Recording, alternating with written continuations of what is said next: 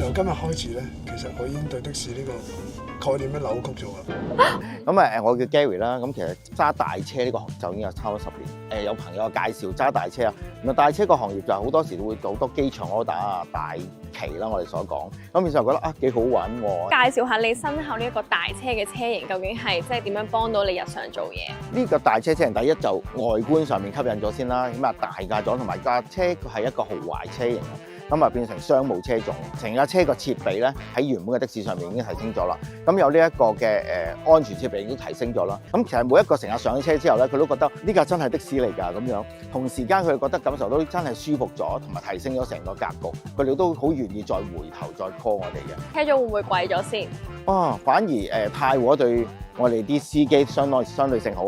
佢個車租係的而且確同而家出邊混能車一價嘅接近嘅價租金。而家呢個車好特別，所有嘢都好簡化咗嘅，你都見唔到插匙啦，或者start on 啊，嗰所有嘢都冇嘅。原來一開始上車嘅情況之間咧，原來踩迫力之後係泊車㗎啦。踩住迫力之後咧，咁等一等。成架車所有嘢會着咗，又變成係 start 咗。咁你見到個 ready 燈着咗咧，即係話車已經係 ready 嚟準備可以開工做得嘢啦咁樣。有冇呢個超速嘅警報啊？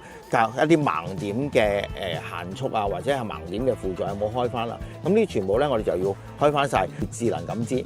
可能喺其他過往嘅車裏邊咧係未有嘅。每一架大嘅車咧，我哋都配備咗架 credit card 機嘅。for 一啲真係酒店嘅遊客啊，或者一啲乘客需要用一啲現金以外嘅支付嘅方式咧，我哋已經配備咗有晒啦。咁其實都幾 user friendly， 即係可能你家族大少少啊，或者成咧喺條街度見到架6座位，或者你預約到咧都幾好啦。咁其實同私家車咧，佢基本上係冇乜分別㗎。基本上佢都係電車關係啦。特別踩 brake 咧，佢都有個 auto hold 嘅功能，職業司機咧唔使成日吊住隻腳啊嘛。另外6座位咧都幾 user friendly 咧，就係即係可能你接一張 order， 可能佢比較係大 family 啲嘅，咁其實都幾好使好用咯。